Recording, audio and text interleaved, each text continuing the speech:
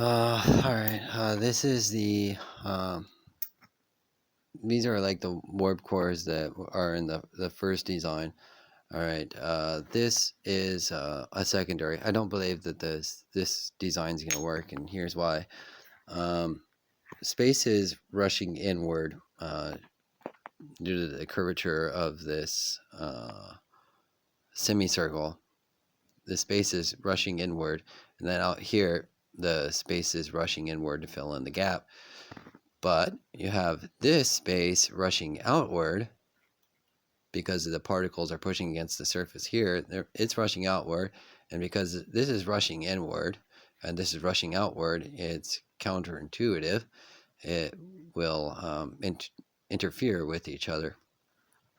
So instead of just having this design, my secondary design is going to be like this one, where one of these is filled with resin, and then the other one is given a resin coating, so the surfaces on the outside are flat, and the flat will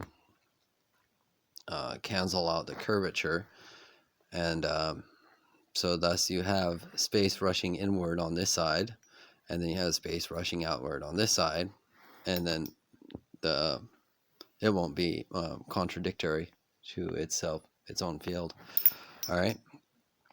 So what I'm going to use is I have these two. I have 10 of these, so it's going to be a warp core with 10 cells inside. All right. So it's basically like taking these two things and just imagine that this one side is going to be filled with resin and the other one's going to get like a resin coating like this. So kind of basically a cup design. So one's like a cup and one's just a semicircle with a resin epoxy filled inside. All right. These things are about 1 inch in diameter. So all in all, by stacking these together, it's going to be somewhere around 5 to 6 inches long, because when you put two of these semicircles together, then the curvature is more like I don't know, 1.25 inches, I would say, because they're oval shaped anyway. Let's go ahead and see what their oval shape actually looks like. All right, so yeah, it's quite a bit bigger. So these things would be like basically stacked together. Given they get a little bit of a gap, so the vacuum it can be vacuumed out when in the vacuum chamber.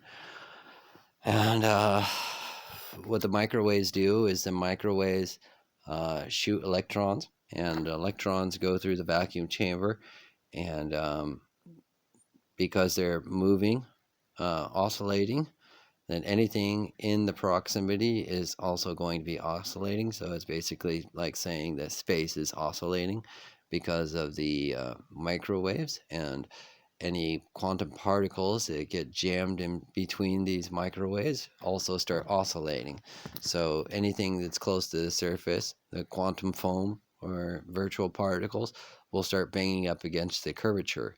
So that's why space decides that it wants to collapse here, and that's also why space decides that it wants to expand here. Once a virtual particle is created, it's like saying that suddenly, like out of the sky came a tornado, and then you push the tornado, and then the tornado disappears, and then you have wind. So that's what it is. It's a quantum foam or a virtual particle grabs onto space, you push it, and then space is moving. All right, that's it.